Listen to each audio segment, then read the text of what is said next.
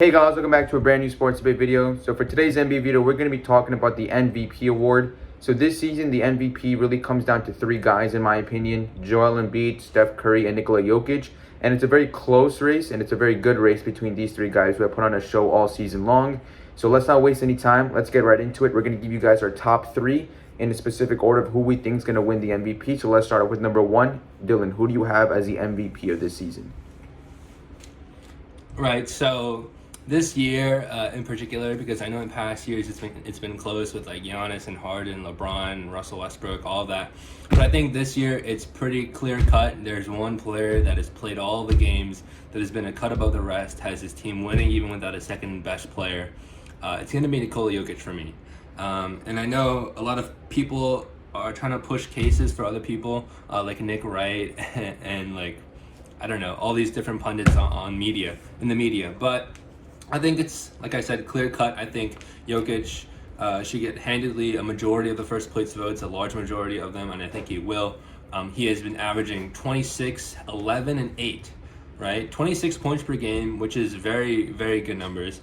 11 rebounds, and 8 assists. 8 assists is historical for a big, right? You don't see any other center approaching that number, and I don't think any center has in the history of the NBA.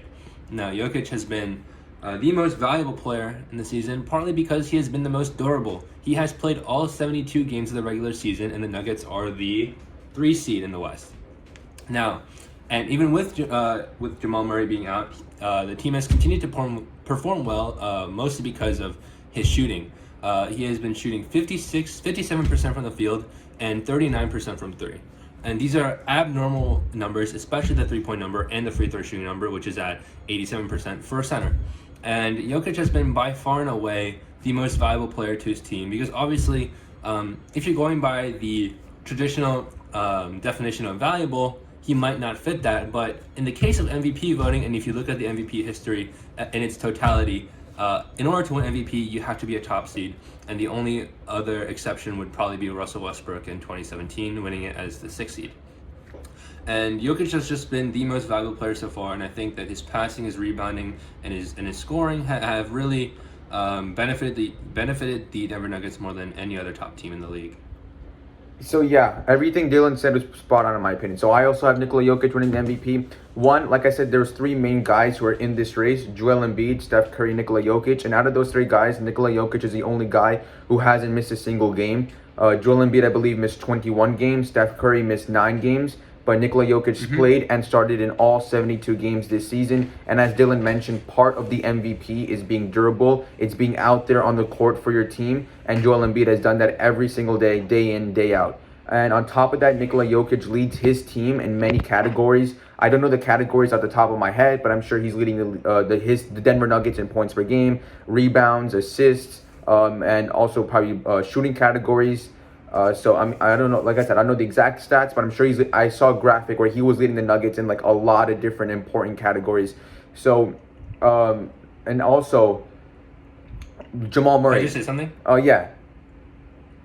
There are a bunch of advanced analytics out there, like Raptor and offensive rating, and they all have Jokic at the top by far and away as the most valuable player for offensive metrics and overall metrics. Right, and also on top of that, as Dylan mentioned, Jamal Murray was injured this season. And you look at the Nuggets, Jamal Murray's the second best player in the Nuggets behind Nikola Jokic. This is the guy who you can say carried the Nuggets in round 1 and 2 when they came back from 3-1. I mean, he was going off in the bubble, especially round 1 where he was dropping like 50-point games.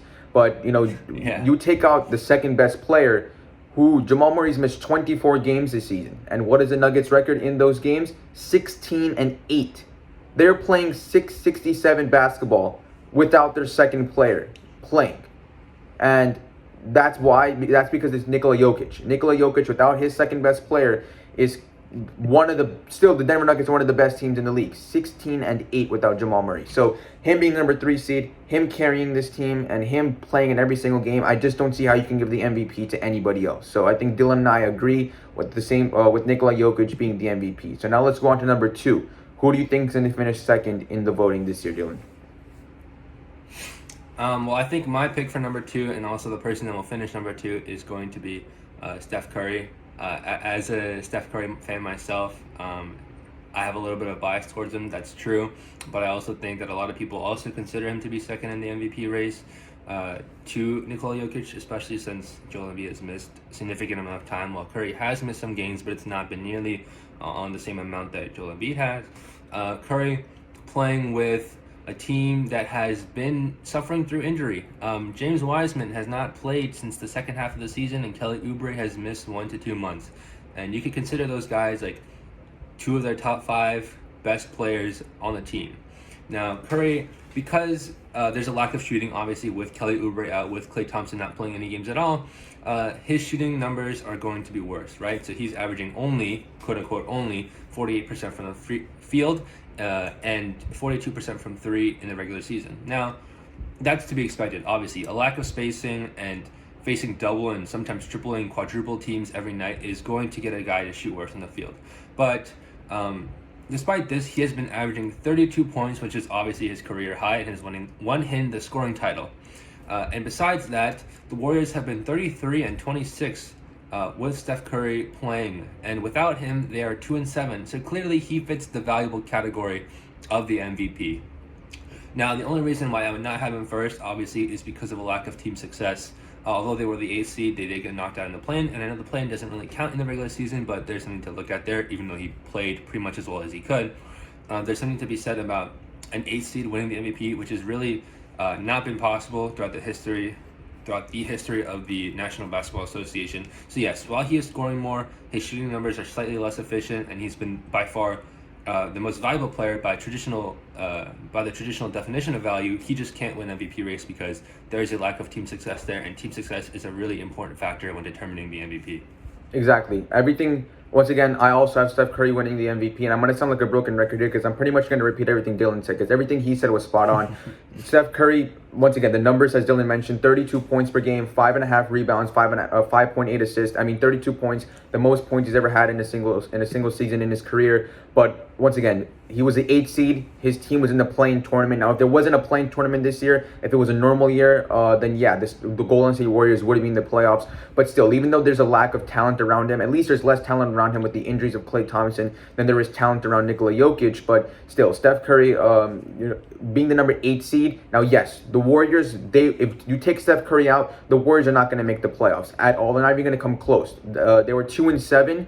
Without Steph Curry this season, which comes out to a 222 winning percentage, and you translate that over the whole entire season, that's on pace to just win 16 games. That's having like a rocket type season. So you take Steph Curry out, this Warriors team pretty much becomes the Houston Rockets this season. So and yeah, you also saw that last year when he didn't play many games. They finished bottom. They got the number 2 pick. Like, they were not good with that. Exactly. So you take Steph Curry out, this team is bad. So that's obviously why he is a candidate up here for most valuable player. And that's ultimately why I have him for Joel Embiid. And we'll get into Joel Embiid in just a little bit. But I just feel like Steph Curry carrying this team at least to the play-in tournament, and in any other year at least to the playoffs, speaks volumes, and that's why I have him at 2nd seed. But when you have Nikola Jokic, who's still winning without his 2nd best player, who's still the 3rd seed in the same exact conference in which Steph Curry plays in, and Steph Curry's the 8th seed, I just think you have to give the edge to Nikola Jokic. But you gotta respect Steph Curry for what he did with this Warriors team, and that's why I have him at 2nd. So those are our top 2 guys. Let's go on to number 3. Dylan, who do you have in number 3 for MVP voting? I'm going to be short here because I haven't been giving Shivam much time. Joel Embiid has been averaging Shaq-like numbers. He's been averaging 28.5 points per game, almost 11 assists, 3 assists, 11 rebounds, 3 assists. Like, his numbers have been excellent. He has improved his 3-point shooting. His field goal percentage is still decent for a center, that is. The only thing I can really say that has hurt his MVP case is that he has missed 20 games, which is a significant amount of time, especially during a shortened regular season. So that's probably the main reason why he can't win MVP, and I just don't think that he's been as valuable to the 76ers as Joel Embiid. As Nikola Jokic has been to the Denver Nuggets. Yeah, so I also have Joel Embiid at number 3, and you look at what Dylan said, the main reason, in my opinion, is also the games he's missed. He's missed 21 games this season, and in those 21 games, the Philadelphia 76ers are 10 and 11, and you translate that over to an entire season, and that comes out to around 34 wins. So 34 and 38, which puts him at around 8th or 9th in the Eastern Conference. So if Joel Embiid didn't going to play the whole entire season if the 76ers continue at this pace. But it's obviously making a lot of assumptions, but we're just going to roll with it for now. The 76ers would still be in the play-in tournament. So just the fact that you can take Joel Embiid out and still potentially have a playoff team, I'm not saying he's not valuable. He's extremely valuable to this team. That's why they're the number 1 seed in the whole entire Eastern Conference. But I just feel like he's just not as valuable as Steph Curry is to the Warriors and as Nikola Jokic is to the Denver Nuggets, despite putting up fantastic numbers.